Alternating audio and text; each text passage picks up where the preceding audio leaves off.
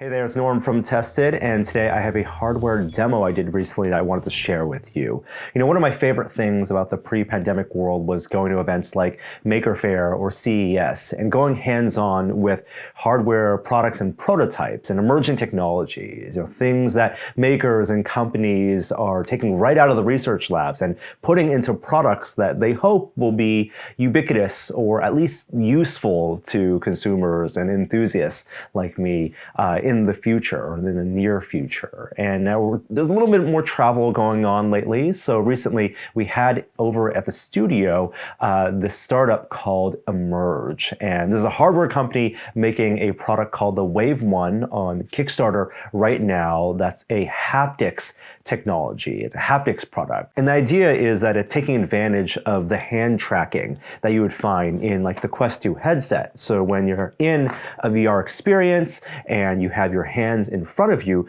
not only do you see your hands perfectly tracked and those gestures and actions are being registered by the software, but you can also feel those sensations as well. So the gestures and poses that you make while you're above this platform are then converted into some type of tactile feeling. And that's being generated, in this case, by an array of ultrasonic speakers. So little tiny speakers that then shoot little bursts of air that hit your palm and your fingertips so you can feel the sensation of whatever gesture you're making. Naturally, I had a ton of questions and was really curious about this type of technology and whether it works and how it works. And so here's my conversation with Emerge's co-founders about their technology, about this new Wave 1 product they're launching, and what type of VR experiences this type of haptics is best suited for. Let's take a listen. I'm super excited to have a couple guests here in the workshop today. I want to introduce you to Sly Spencer-Lee and Isa Castro. Welcome, you guys. Thank you. Thank you so much. Yeah, so you guys are the co-founders and co-CEOs of a new company called Emerge. Well, you guys have been doing it for a while now, but there's a new product that you guys have brought here to demo. Tell me, what is this Wave 1 device? So yeah, in front of us we have two Wave 1 devices that create the sense of touch using sound energy. So essentially we are generating a force field using sound waves, and then it pairs with various virtual content. Today happens to pair with an Oculus Quest 2. Yeah, and that's one of the reasons I'm big into VR, really interested in experiments with embodiment, because the headsets have been really great enough to give us a sense of presence, to feel like we're in this space, but we want to feel like our bodies are in this space and connect with people, right? Is that kind of like the idea, whether virtually or any type of content, why you guys pursued creating a device like this? Yeah, totally. We wanted to create experiences that will allow us to feel more connected with others. And for us, it was very important that it will be bare-hand interaction, right? We didn't want to hold a controller or to wear a glove on our hands to have this experience. So the Emerge Wave 1 device is essentially the device in charge of that, on creating the force field emitter, so you don't have to wear anything in your hands and you're able to physically feel the content in front of you. I have so many questions. Tell me about what's actually working here, because the way I understand it, it's ultrasonics, it's air and sound, right? So tell me about that technology and how you got to this form factor and the challenges of getting to a product like this. Yeah, so what you see in front of you, it is a phased array. It is a device that has all these tiny ultrasonic speakers. And the concept that we are using is very familiar to all of us. When you go to a musical concert, you feel the music on your chest. Yes. So we are using something very similar here, but with a higher resolution. So you feel objects with a millimetric precision. And this device projects this force field in front of you. It is about 3 feet and 120 degrees around it. Okay. And it's precise to the order of 7 to 8 millimeters. And everything that you are seeing through the headset, it is going to be tangible for you in this range of interaction. I can understand the concept of having an array of speakers, not a single speaker, right? You're having and tuning them so what you're emitting is not something necessarily in the audible spectrum, but you're still getting the energy of how you're pulsing that sound. Now to get your kind of the size of the device, the volume of where you want this to feel, and the precision, these feel like things you're tuning and calibrating all the time. When you say something like 8 millimeters of precision, why go for that? Well, you're absolutely right that we're still pretty early stage, and we're excited to really build up our beta community, and we're listening to our users and community and testing and iterating and modifying the product and the experience, starting April when product gets shipped out to people's homes. But this is just the first step. With the 7 to 8 millimeter precision, we found out we could do certain things pretty well. We could do things like create 3D sensations. We can create the feeling of superpowers in VR where you're emanating lightning or lasers or even water out of your hands, and some of which you can try inside a Merge Home. And we have many plans in the future to increase precision down to even 2 to 3 millimeters. We have many plans to open up the gameplay in different types of games. We have plans to even operate on multitude of different headsets and displays, not necessarily only wearable headsets, but this first step this year of getting a Merge Home into people's hands is something we're really excited about. And when I think about the idea of haptics and how haptic feedbacks have been implemented in traditional video games, for example, some of it is pure feedback, where you want to feel something as a direct response to something your action is doing. And I know with these headsets, you're implementing, of course, the hand tracking. So one of the demos, you're creating different sensations just as a difference between my hands spreading out or closed in. There's also a sense of wanting to maybe create the feeling of you're touching an object or something, or connecting with another person. Can you talk about the experiments of what this type of technology is best for? Can I feel a sphere or recognize different shapes, or is it best for illustrating and feeling a visualization of some type of action? Yeah, absolutely. So we've been around for over 6 years now, and a lot of the prototyping was trying to figure out, okay, what is the end goal? What is the end experience, which is usually a combination of visuals, audio, touch, and context. And so what we ended up finding, and what you'll see in a Merge Home, is that we're not really trying to replicate a lot of one-to-one reality, the feeling of hardness of the corner of this table, for instance, but really trying to create new baselines of touch in the metaverse, or even a new language of touch, where we have a lot of the preconceived, notions of how to connect in the real world. I give you a high five, when we saw each other today. But in the virtual world, that could be so much more. What if you could feel each other's force energy? What if you could shoot lightning back and forth as your bond becomes stronger? That's some of what you can actually try inside of a Merge Home today. Go ahead. Yeah, and we all the games that, for instance, the one that you tried today when we was in these booklets, and the ones that the people will be using in April and in the coming months, are all based on game mechanics that has the tactility at the core. That is very important to us. So we are first thinking on, okay, what are the different tactile mechanics that we can implement, and we have a library of them, and then choosing a few of them for each game, we then think about, okay, how we can create the most engaging game possible with those tactile mechanics. And within those combinations are going to be very fun to do. And yeah, we expect the community is going to give us a lot of ideas as well. And obviously the best use case is for the best poses, or where you feel the most, where the impact of this device is going to be on your palm, or the places in your hand, or the places where you have the most high density of sensors, right? So do you think about, the kind of poses and gestures that this is ideally used for, and how that those parameters dictate the type of experiences that you design?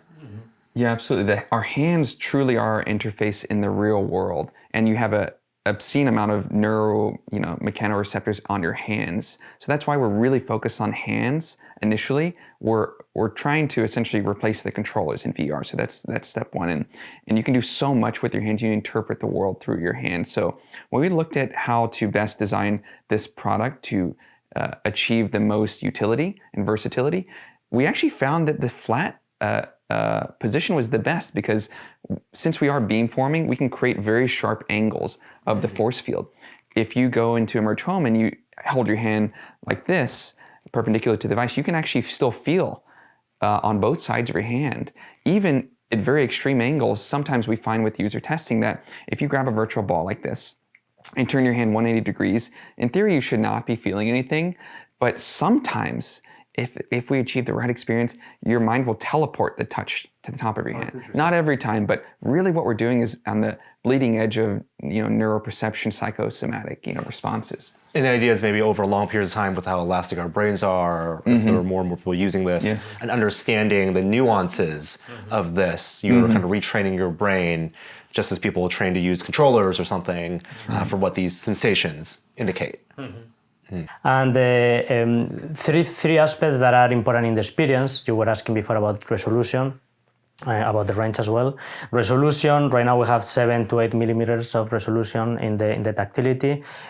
We are evolving the hardware actually. If we look inside the device, those speakers are evolving and we are designing ours. So we are gonna be able to increase the resolution in coming versions. In terms of range right now, it is this range in front of you that we talked about, 3 feet, 120 degrees. Pressure, it is similar to ACORES. And that is going to be improved as well in the next versions.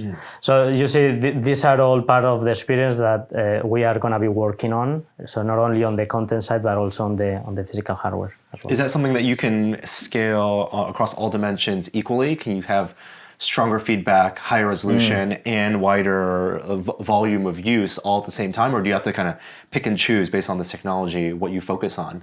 Yeah, that's a really good question, actually. Yeah, there are some trade-offs, right? When you increase the frequency, if we want to geek out a little bit, when you increase the frequency of those speakers, you can go to certain distance, right? So we are choosing a frequency that gives us enough range, but as well high resolution. Right. Yeah. And then we are trying to combine more and more of these speakers because they are becoming smaller and smaller, so you have more pressure.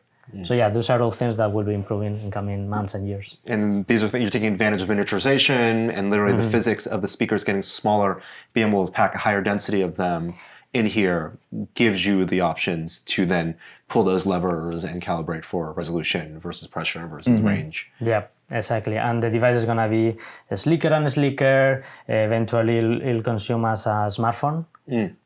So you could think of a device like this that is battery powered in coming years. But yeah. And scalable too. I mean, this form factor right now, I'm sure, is because you want this specific range of coverage and this amount of power. But theoretically, this could be embedded in a table. It could be the size of this table. It doesn't have to be flat. Like you can use this however you want to implement it. That's right. Actually, even in our labs today, we've prototyped a few different size of devices where it's as big as this table, or we've even daisy chained and hooked multiple of them up so they can combine their force fields. We've particularly designed each product to be this footprint because we've been interested in creating experiences that a user can do over a long period of time, an hour, 2 hours. And what we found in our user testing, which we've been doing for years, is that at that scale of time, you typically constrain your movements and even your arm movements to what's called your kinematic sphere, your primary cone of interaction. Even if you do this, like in an Ironman sort of setting, this gets pretty tiring even just after a few seconds. So we found that this is probably the best experience for the initial use case. But to be honest, we're listening to our users as well. If our community tells us, hey, the best experience is when I put two side by side and create this gigantic field, we'll push that into the OTA updates in the future. And obviously, the demo we use, you have multiple of these units. We're doing a multiplayer experience. Social multiplayer is a big part of this. Are you thinking of some asymmetrical experience as well? If some of the users just have one, in here, whether VR, not VR, just so you can maximize the user base if there are only limited people with these units? Yeah, there's two things you mentioned there, actually, that's quite interesting we've been thinking about. So number one is that how many people can be part of the experience. We found that a lot of gameplay today allows for an unlimited number of users to massive multiplayer online. But we found that within our specific user base, people want to have more intimate, trusted moments with just a core group of friends, 5, 6 people. Up to 8 people can actually be within a merge home virtually and hang out and play games together. But once again, if we find that our community would like a much larger base, then that's something that we can enable. The asymmetrical approach is really interesting because but we're starting with VR today for a few obvious reasons. There's just a massive growing base of people using the Oculus Quest 2. And we're also interested in allowing people that don't have VR to be part of the experience. So there's some things we can show you on mobile Or if you're not a VR user today, you can still have a partial experience on mobile.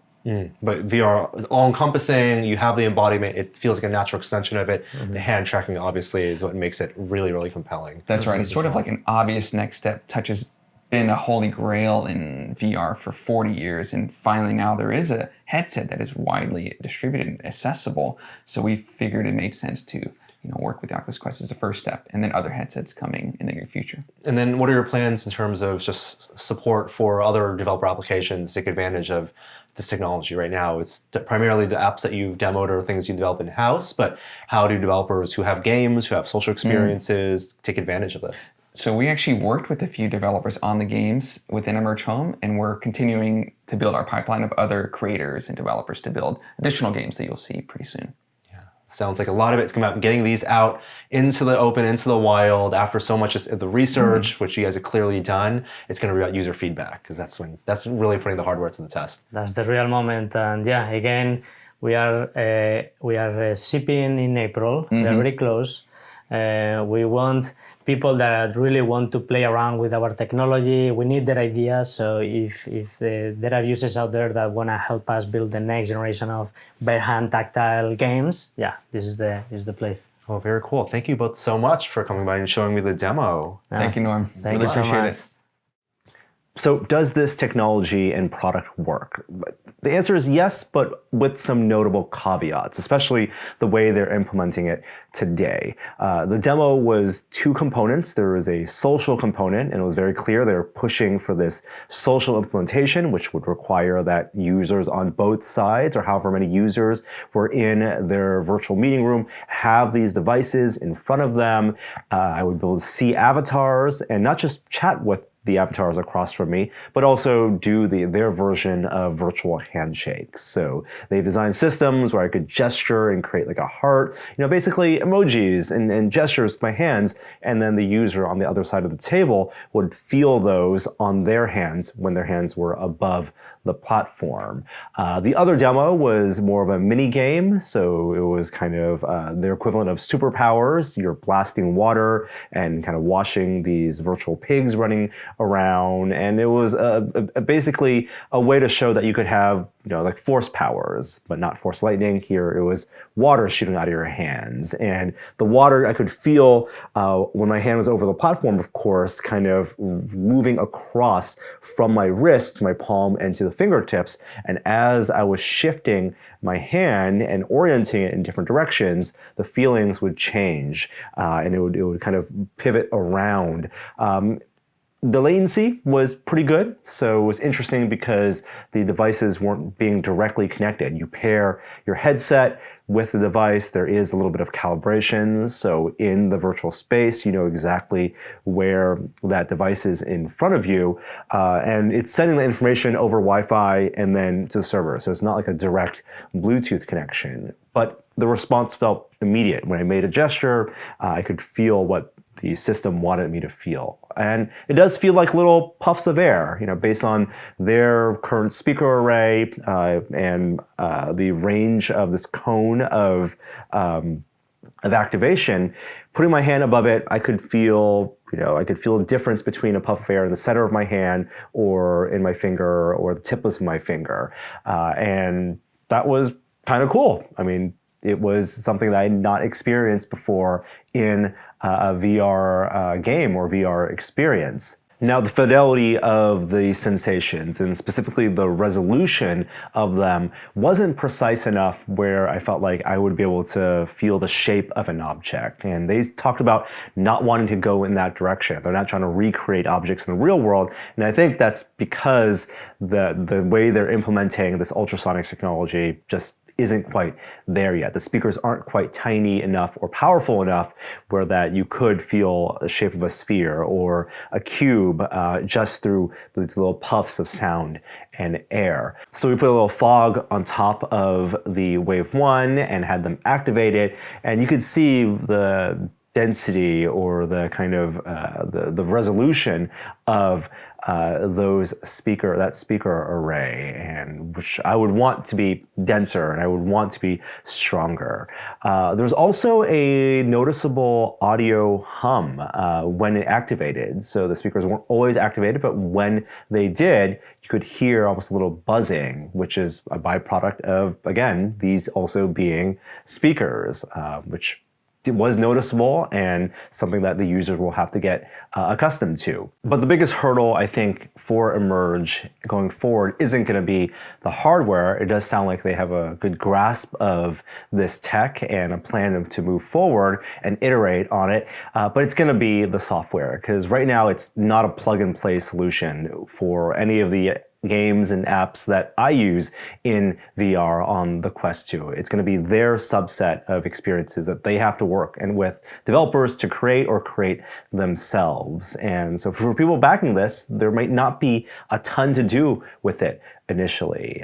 It's going to be in search of a killer app to make this useful. And so you run into that chicken and egg problem with hardware of how do you get users to adopt something when there aren't enough experiences necessarily to launch with it, and how do you get developers to get on board creating those experiences when you don't have enough hardware out there, which is going to be a thing for them to have to solve. But it's definitely a cool tech demo. I think it fits in still closer to the tech demo spectrum of emerging technologies than to a practical, useful consumer product. But it's also a technology I could see being implemented beyond the VR space, where if they get it cheap enough and powerful enough and integrated enough into surfaces, I could see it being used in, for example, in cars, on consoles and dashboards, where you might want to get the some type of tactile response with the interface while not necessarily looking directly at the interface. So lots of interesting potential applications for this. Right now, clearly, they're going for VR because there's hand tracking built into the headsets, and everyone's interested in creating technologies for the metaverse. So good luck to them. If you're interested, you can check out the Wave 1 Kickstarter in a link in the description below. And I do want to thank Sly and Isaac for coming by and chatting with me about their tech and ambitions. And thank you all for watching, and I'll see you next time. Bye.